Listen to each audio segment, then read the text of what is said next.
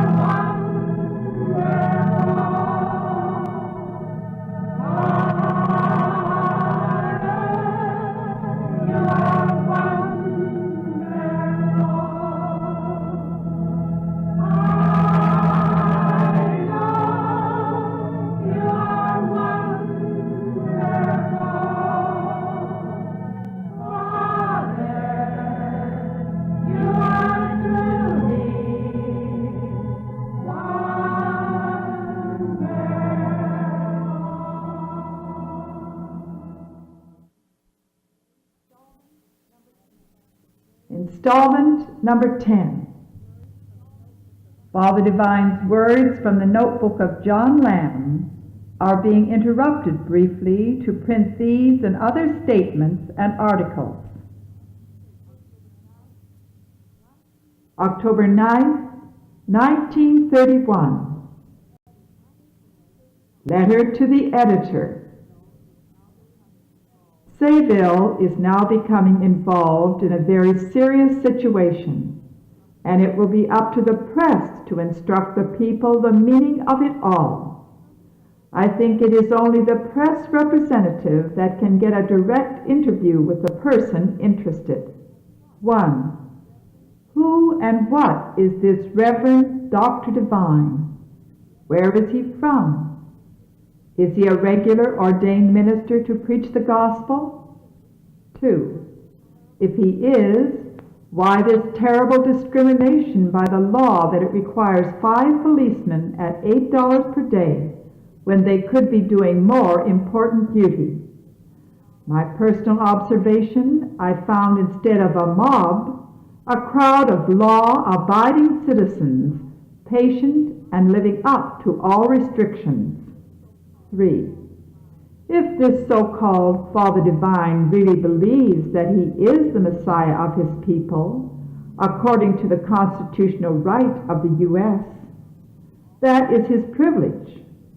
Also, if he wishes to preach the same to all people. 4. The charitable work that he is doing by feeding all that come to him irrespectively, housing the unfortunate and finding work for all he possibly can, and from what I understand is a great asset to the tradespeople by his patronage. 5. Now why all this trouble about him and his following? Are we not all God's Christian children, irrespective of faith and creed? 6. There has never been a race to advance so rapidly in all spheres of life, educationally, socially, and financially as the sea race. Why should there be any discrimination? 7. During U.S. troubles in 1898 and 1916, the male population of the sea race responded nobly to the call to arms. There was no discrimination then. Why now? 8. In the various southern states, the Catholic missionary fathers are making great strides in reforming the sea race by building institutions for the education and for their general welfare. 9. I know that if the press would interview Mr. Divine and let the public know some of his views, it would relieve all our minds. Respectfully, Major Finkelmeyer. Reverend Divines raided, 78 arrested. Early morning spirit demonstration calls out all police and firemen. 2 followers put up stiff battle with police. Trooper breaks club over one's head who almost uproots tree. Assembly herded into court. Father guarantees fines. Mother Divine falls to floor in trance during arraignment, but Father brings her to with spirit vibrations. He is held on nuisance charge. Religious demonstrations early Monday morning at the home of Reverend Major J. Divine, Sayville's Messiah, at 72 Macon Street, necessitated the calling of town police, state troopers, officers from the district attorney's office, and the local fire department to restore anything like order in the vicinity of the Divine establishment. Matters began to assume the aspect of a riot when officers attempted to put a stop to the noisy flock of 78 worshipers in the house. The entire assemblage taken to court were all charged with disorderly conduct. About 15 men and women of the W race were joining in the revelry. All Sunday evening, a spirit demonstration was in progress in the Divine Heaven. Those inside became so enthusiastic that their "Hallelujah, peace, peace, Father," and "Isn't it wonderful?" could be heard up and down Macon Street. When the noise did not diminish at midnight, neighbors called Officer Richard Tucker, who went to the scene and tried to stop the noise in the crowded house. When he entered, he sensed the state of its occupants from their actions and decided that he needed help, and plenty of it. calling Assistant District Attorney Joseph Arata, Jr., and Officers Bernard Gazer and Joseph West, Tucker returned to the Macon Street Heaven. Crowded in dining room. They found the assembly crowded into the long dining room at the rear of the house, those who were unable to find seats standing about the sides of the room. The Reverend occupied his usual seat at the head of the table, and, standing, was leading in the divine revelation. As the officers peered through the windows, planning their mode of procedure, they saw the Reverend with his hands extended leading the crowd in praise that shook the rafters. As he raised his hands, the cries rose to tremendous volume, and as he lowered them, the sounds diminished with only occasional movings of the Spirit. After squeezing their way in, Arata gave the Reverend 15 minutes in which to cease operations. The tension and general attitude of some of the worshipers was such that the officers decided that they needed more help, so state troopers from Sayville and Bayshore and additional agents from the district attorney's office were called. Officers forced way in. Forcing their way into the house, the officers notified those present that they were under arrest and told them to get ready to go to court. When this announcement was made, two men who were full of spirit paid no attention to the order and continued to weave in and about the house, giving voice to their emotions. When they decided to go out of doors, Officer Bernard Gazer barred the doorway. Then the fight began between the two men and the officer. So great was the din of the battle that someone turned in a fire alarm that brought the firemen with their apparatus, and many curiosity seekers that added to the general confusion. Local residents armed themselves with clubs and stood by to lend a hand if necessary. The Age, December 5, 1931. Sayville orders Father Divine to move in fear of there being a Harlem colony formed there. By Clifford Smith. Sayville, Long Island, New York. That the citizens of this town want Reverend Major J. Divine to move out because they are afraid of there being established a Harlem colony in Sayville was brought out Tuesday evening, November 24th, when a conference was held between a committee representing citizens of Sayville and a committee representing Reverend Divine. Father Divine appointed Arthur A. Madison, Millard J. Bloomer, and Eugene Delmar to represent him before the committee of 75 appointed at the citizens' meeting held at the public high school the previous Saturday evening, and meeting at the courthouse on November 21st. Father Divine's committee appeared before the Citizens Committee and stated that Father Divine's voluntary offer to leave Sayville if the village did not desire him to remain was made in good faith, and suggested that a subcommittee be appointed to confer with them. This was agreed to, and they retired to another room to await the subcommittee, which included among its representatives a man from the district attorney's office.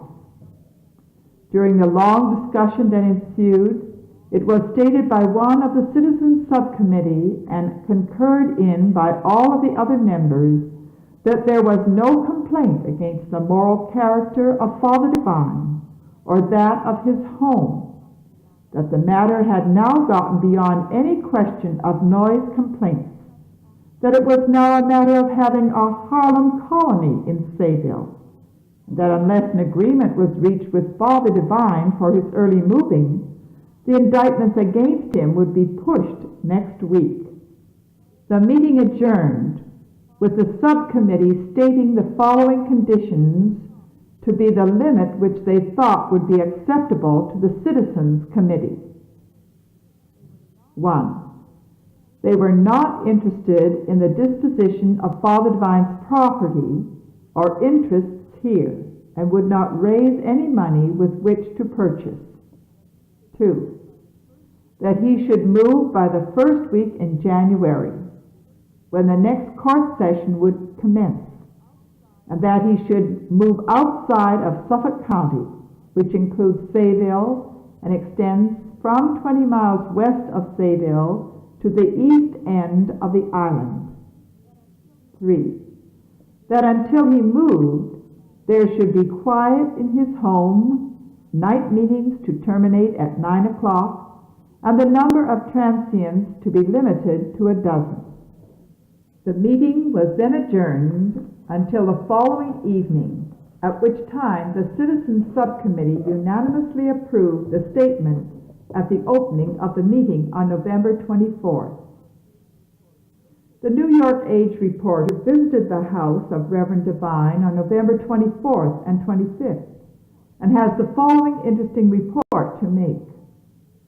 Reverend Devine teaches his students, as followers are called, that God is in every man, woman, and child, if one will but acknowledge the same. I found a well, healthy, and contented group of people of both the W and C races, all with one idea. God is here in all of us, with Father Divine, as he is called here, to teach one to live right. It was a sight to be remembered, a setting of peace, harmony, and contentment. The statement given out that this was a cult or sect of some peculiar sort did not appear to me at any time, as there were no weird actions, chants, or incantations to spirits, etc. It is a fact that the students of Reverend Devine feel he has shown them the truth and some unknown light, and hold him symbolic of God today, which some of them called him in my presence.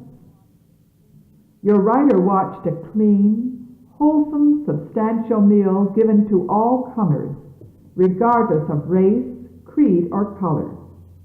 There was no offering, collection, or donation received or asked for at any time. Only a simple lesson all were asked to study on Christianity. After this, I received a number of statements and testimonials, some of which will be used in future articles. Among the statements I received was one about a blind man being able to see, and a lame man made whole again, and other miracles performed without Reverend Devine touching or coming in contact with any of them at any time. The subcommittee of Sayville residents is made to appear only a hidden move of race prejudice and ignorant people to poison the minds of the broad-minded, right-thinking people of Sayville against him, said Father Divine, and asked the aid of the Age readers to help him, not with money, but cooperation in his work in the time of depression in helping and teaching as God has decreed. His parting statement was that he holds no ill feeling against anyone on earth and forgives each and all of his foes. Your reporter has not, nor never has been a student, follower, or convert of Reverend Devine, but writes this and other articles to come as a result of personal investigation. New York American, Monday, December 7th, 1931.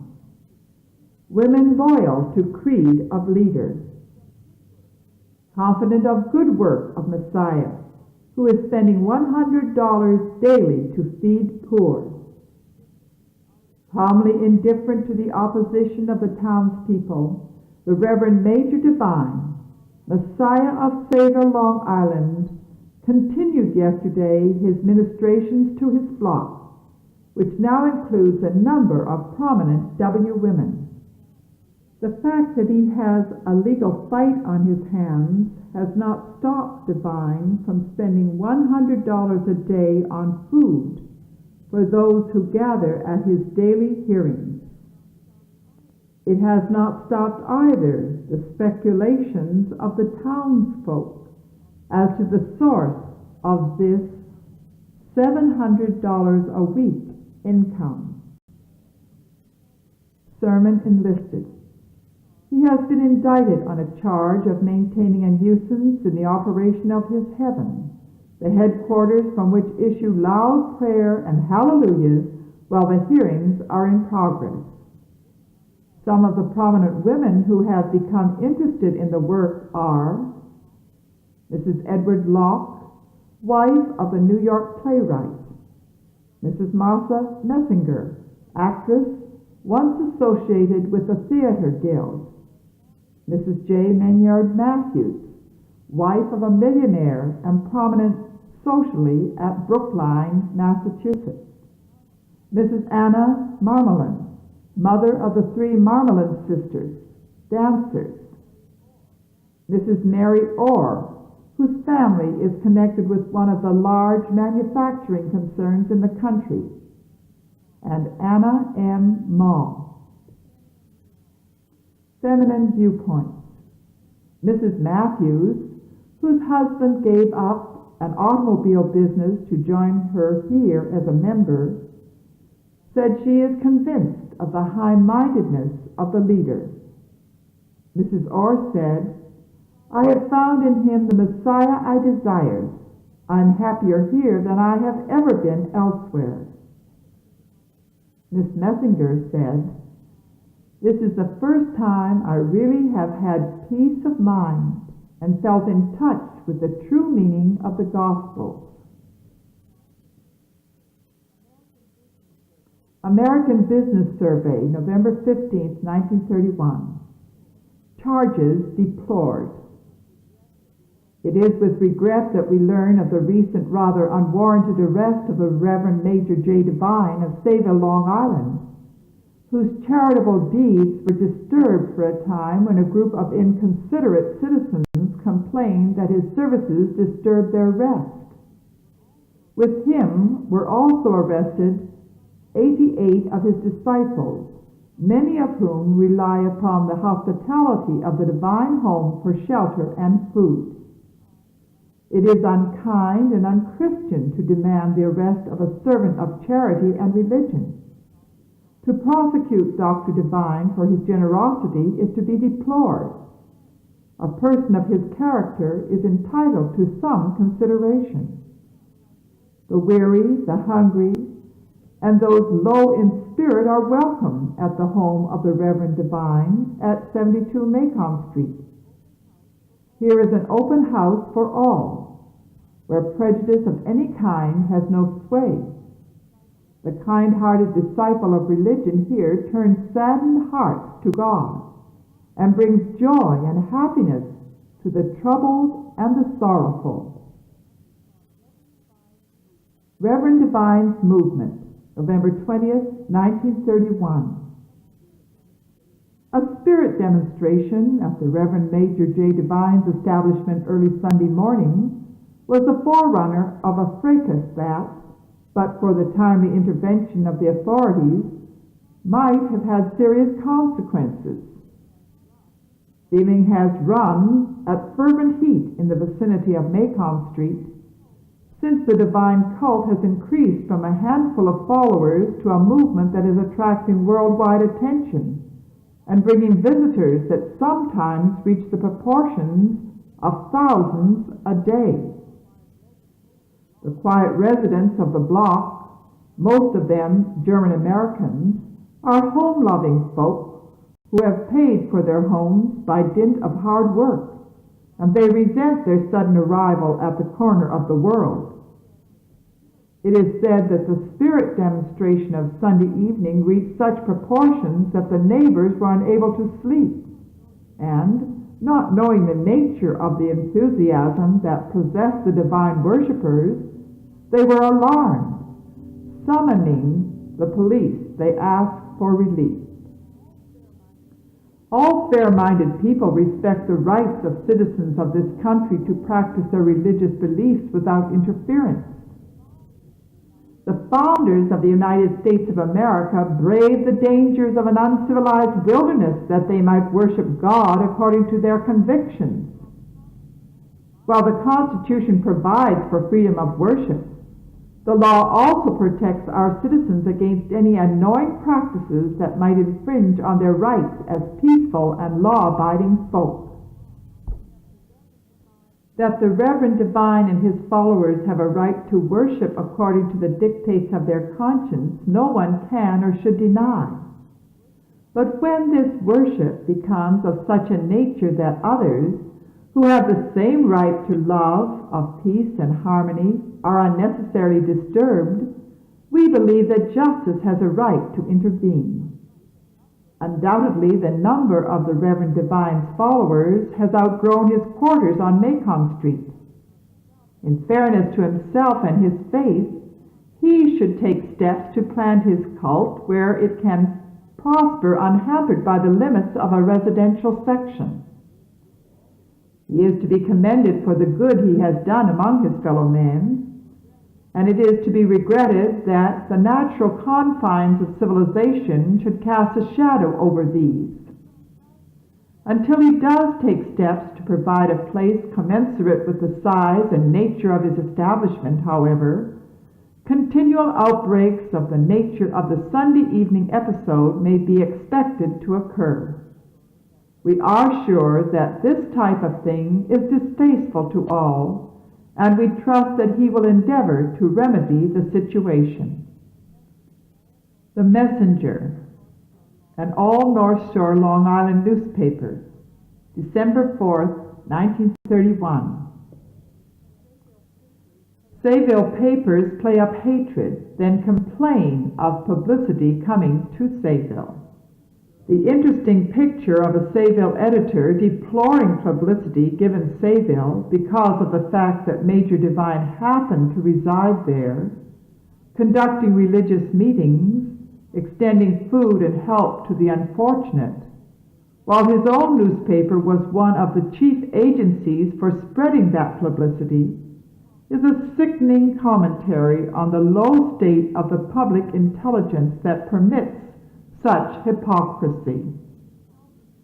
He held the center of the stage and decried also the publicity appearing in another local paper, which happened to get a better break on the news, and even charged that paper with being subsidized. As a matter of fact, and strict legality, we question very much whether the Reverend Mr. Divine hasn't the edge on the situation if he has a decent lawyer. Certainly, the method of forcing him out of town is not Christian, for the pastor has done no wrong that is adductible in evidence. And if Brother Hogue doesn't know where the Reverend Mr. Divine gets his money, neither does the pastor know where Brother Hogue gets his, and could retort that he certainly doesn't earn it with his newspaper unless people are contributing. We suspect the Sayville pastor is getting financial help from many sources, and we certainly see no reason to complain of his charity. It stands comparison with anything Editor Hogue has ever done for Sayville. If the prejudice is because Pastor Divine is C, and we believe that is all there is to it, and because C people congregate with him, why not be frank and state that as the reason? We can quite believe that Brother Hogue won't even want to stay in heaven if he gets that far, if he sees an editor who is a Democrat ahead of him. And that is quite likely to happen, for Democratic editors usually get ahead of him. The Messenger, an all North Shore, Long Island newspaper, December 31st, 1931. Lynch Law Hogue, what about Judge Oliver's decision? Why don't you criticize his opinion and take the law into your own hands? Reverend Major Devine granted appeal to higher court. Constitutional rights invaded because of racial prejudice.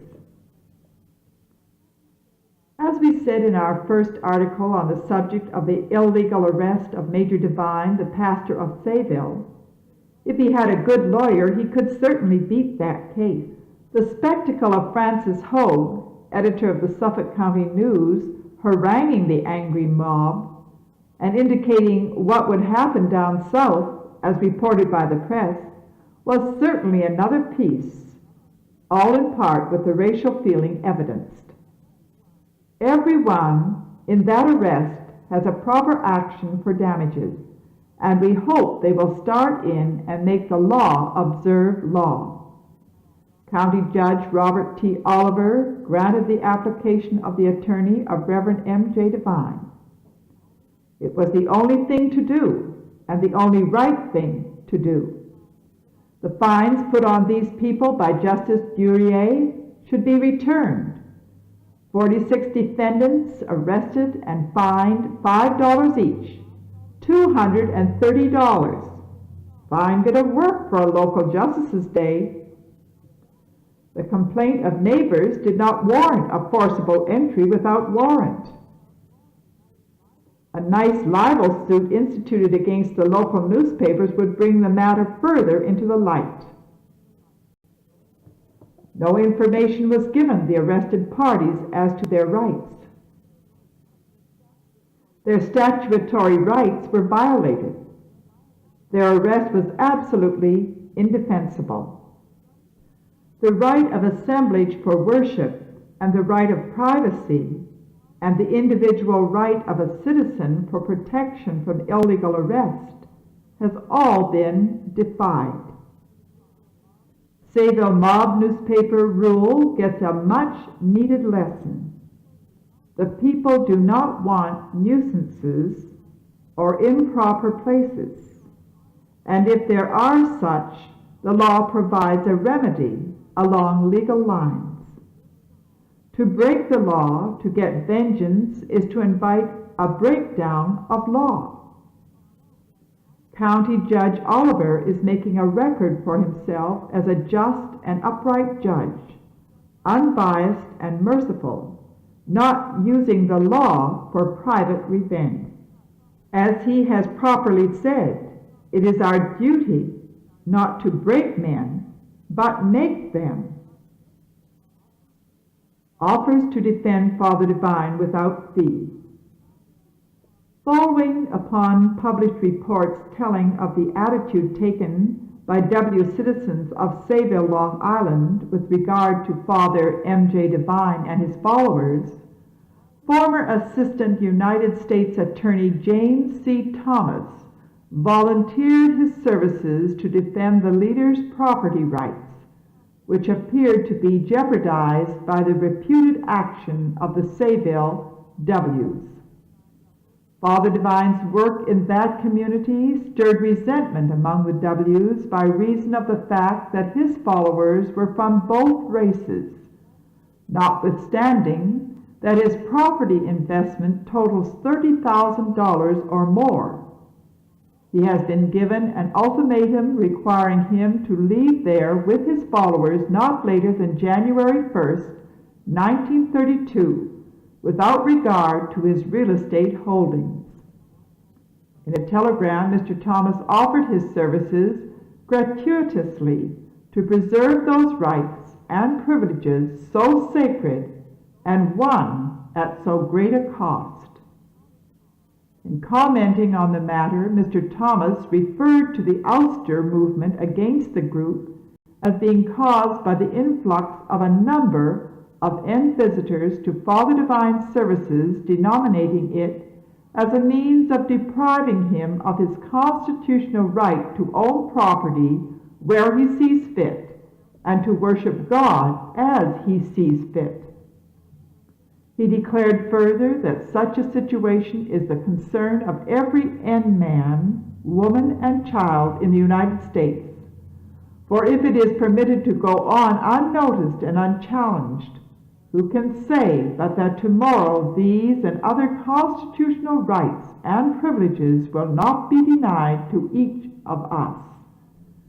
To allow this incident to go unchallenged is to weaken the foundation of democracy in the United States and to single out the end group as one not entitled to the full enjoyment of every right, privilege, and immunity guaranteed by the Constitution.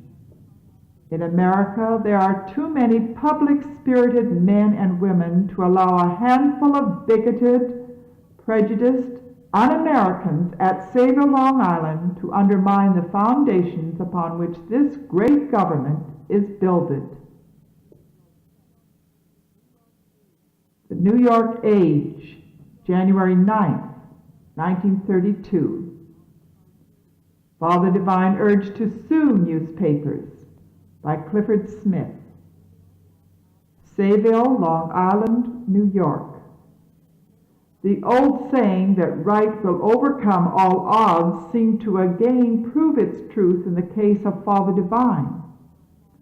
The unbiased and fair-mindedness of Judge Oliver in the handling of the case against Father Divine has prompted one of the W. Suffolk County newspapers to publish a statement suggesting that Father Divine and his followers, who were arrested with him, should take legal actions against certain newspapers and persons to teach them respect and the legal rights of worship.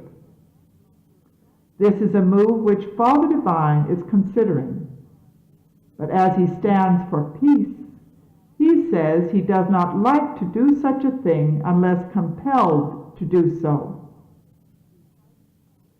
Invited to Englewood. Sunday morning, Mrs. Rucker of Englewood asked Father Divine to come to Englewood, New Jersey to conduct a meeting during this month, and she would get the largest meeting place possible. Father Divine said he would gladly hold a meeting there if he could be sure of a place large enough to seat and hold everyone comfortably. An elderly lady thanked Father Divine for healing her from an illness from which she has suffered during the last 15 months. She said she was now in good health and was happy. She spoke of another person in Englewood who, since contacting Father Divine mentally, had improved. A surprise meeting was held in New Star Casino in New York City on Sunday evening, January 3rd. The Age reporter was again present, but like the meeting at Rockland Palace, the meeting was orderly and quiet. Singer claims cure. While awaiting the arrival of Father and Mother Divine, the audience heard persons give several testimonials. One case that attracted considerable attention was that of a well-known concert singer who said she had lost her voice. Said she, "I heard of Father Divine during my illness and contacted him. Today I am well, hale and hearty, and able to fill my concert engagements without a care on my mind." There were many other testimonials of mental and physical healing. Upon the entrance of Father and Mother Divine, there was a great shout and demonstration of welcome. The speaking of Father Divine and the singing of Mother Divine were worth going miles to hear, and if emotions show the inner feelings, then all present, even to the police officers, enjoyed the meeting. To open center. Out in Sayville, there was a pitiful case of a young woman seriously ill, who was instantly healed by Father Divine. But at his request, we were withholding her name. In the next couple of days, Father Divine has promised me a statement of great interest to the public, and I expect it to be ready for the next issue. A new Divine Friendship Center is being formed, and it will be open to all who care to join it, as the New York Age office and staff have all they can do to handle their business. And as Father Divine and his aides are swamped with mail, Full information concerning this center and its activities may be had by sending a self-addressed and stamped envelope to the home of the Age reporter and writer of these articles. Address: Clifford Smith, 159 West Main Street, Patchogue, Long Island, New York. The New York Age. Father Divine grants interview to the Age reporter and shows letters of internationally known lecturer by Clifford Smith. Sayville, Long Island, New York. In an interview with Father Major J. Divine in his headquarters, popularly known as Heaven, the Age reporter asked Father Divine about a matter which has caused much speculation on the part of outsiders, namely, what is the source of your income?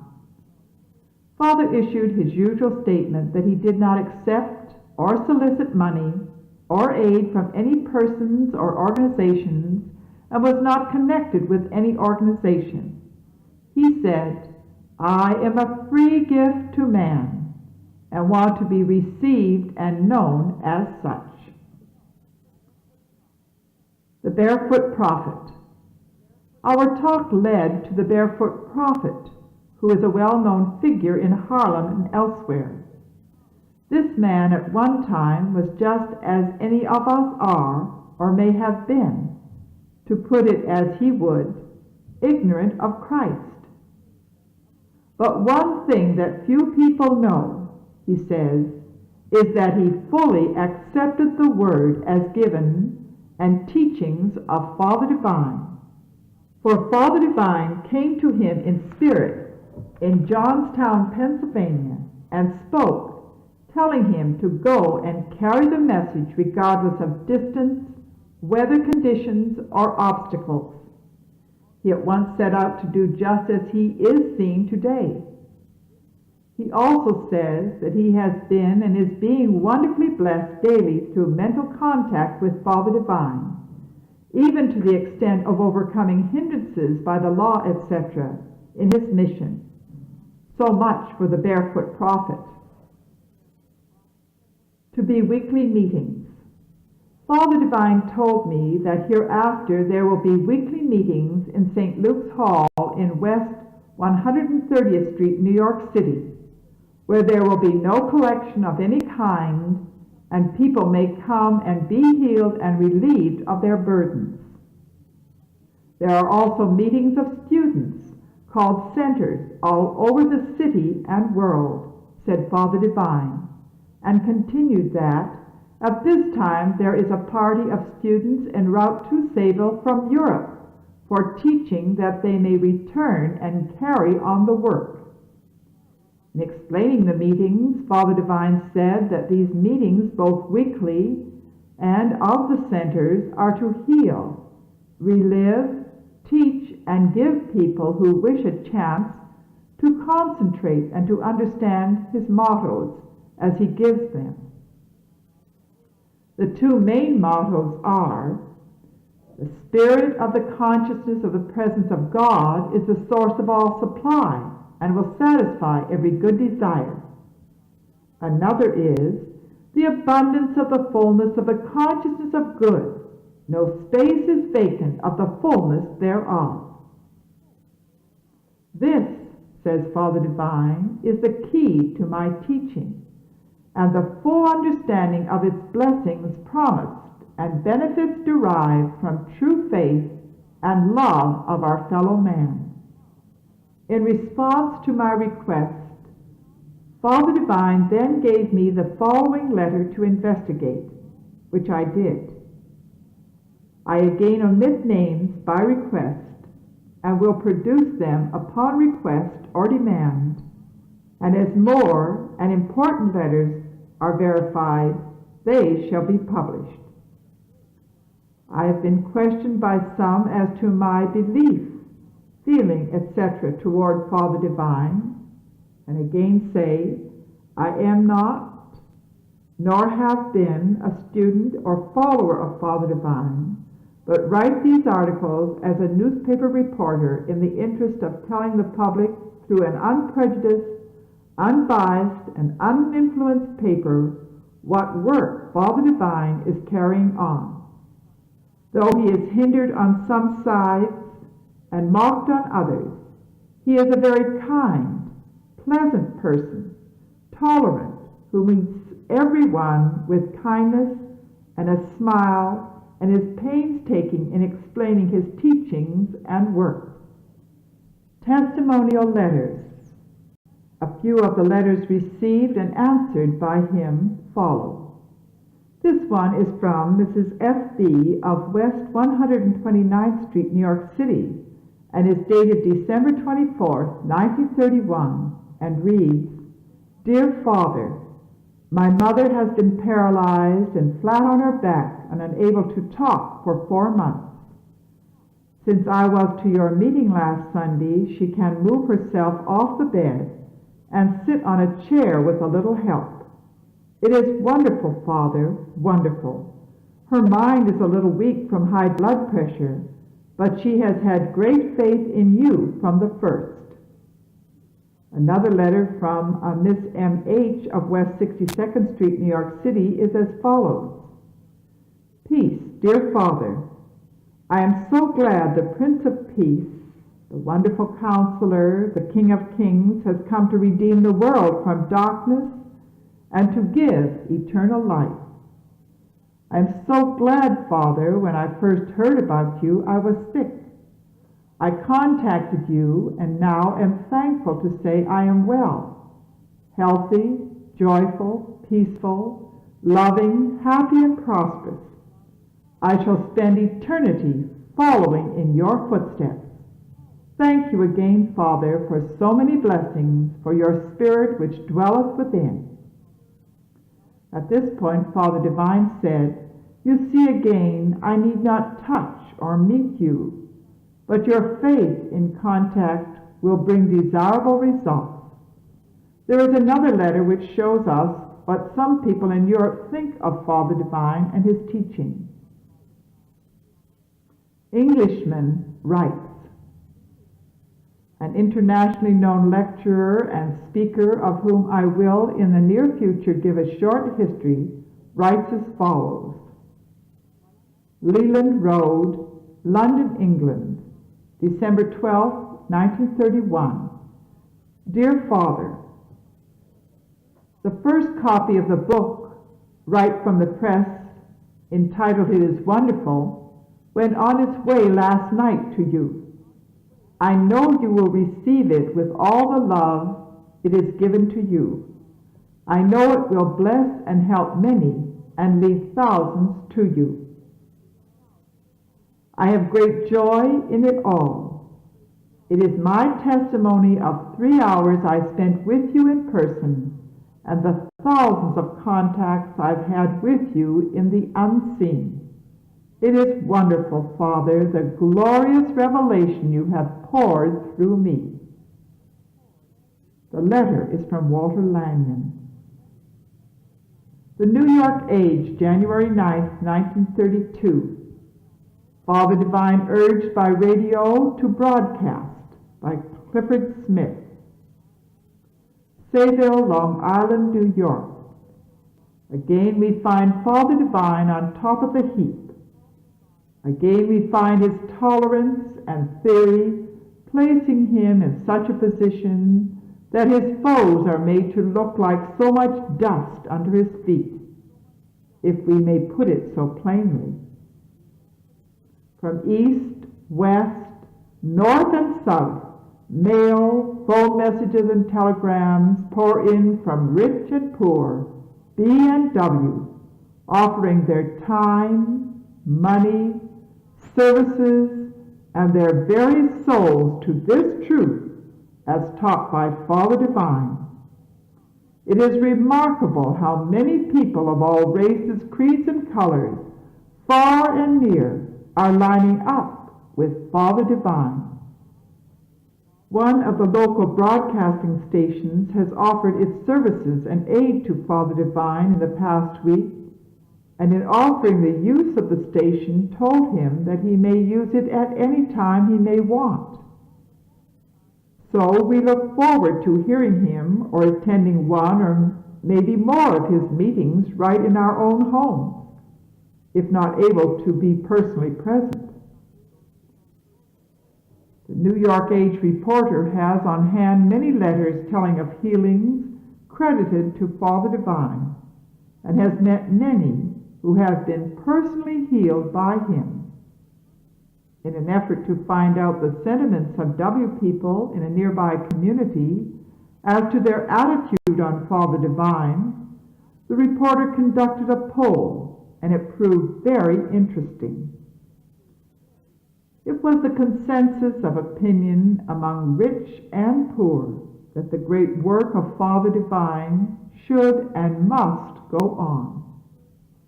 We found 8 out of 10 persons wanted Father Divine to stay and continue his work. There were 5 persons who voted him out of Sayville who have had a change of heart and now want him to remain here. The new Friendship Center is growing stronger daily. Anyone wishing information may receive full particulars by sending a stamped and self-addressed envelope to Clifford Smith, 159 West Main Street, Patchogue, Long Island, New York. Father Divine has requested me to state to the public that he wants everyone, man, woman, and child, to realize that Christ is within him, as it will make it so easy to contact him. There are at hand at this time many letters from persons who have been healed of different sicknesses. Also 2 letters from England, one giving thanks for a healing of a woman who was at death's door, but now is well and hearty. Sometime during the month of January, Father Divine will conduct a meeting in Englewood, New Jersey. The Suffolk Citizen, Reverend Divine, found guilty by Nassau jury, now in jail.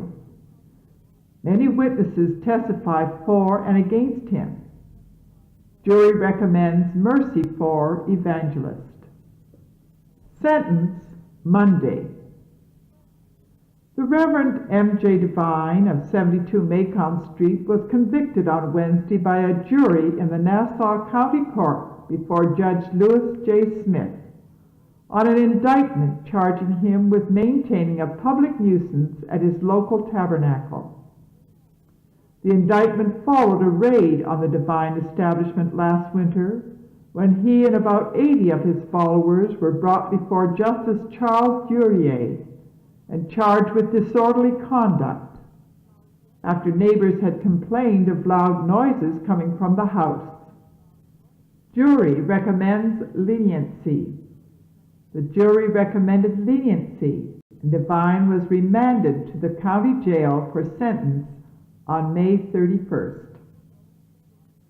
Although several defense witnesses testified that Divine did not say he was God, at least 2 of them asserted that they believed he was God. One of these was Heavenly Rest, a 26-year-old secretary and former Boston University student. The other was James Maynard Matthews, former Boston University student. Both are followers of Divine. Matthews added, "I believe that the same as everybody who has God in them, Divine is the perfected expression of God." More than a score of witnesses testified that when they had visited Divine Center, they had found no disorder and no undue noise. Among those who upheld Divine's place were ministers, clerks, a singer, and a playwright, Marjorie Locke of 245 Lowry Street, Long Island City. Religious worship, no issue. In charging the jury, Justice Smith said, "There is no issue as to the form of religious worship in this case, but one cannot use religion as a cloak for the commission of crime. Jurors should bear that in mind. There may be those who believe this defendant is God. There are undoubtedly many who believe he is not God. And those who do not believe he is God are entitled to have their rights protected the same as those who believe he is God. Devine, who did not take the stand, told Ralph Hughes, clerk of the court, that he was 52 years old, was born in Providence, Rhode Island. He said he had no education. He gave his occupation as a minister and said he had been in Boston and had done evangelical work in Baltimore. James Thomas, attorney for Devine, said that he would file an appeal. The penalty for the offense is $1,000 fine or a 5 months jail term or both. I thank you, Father,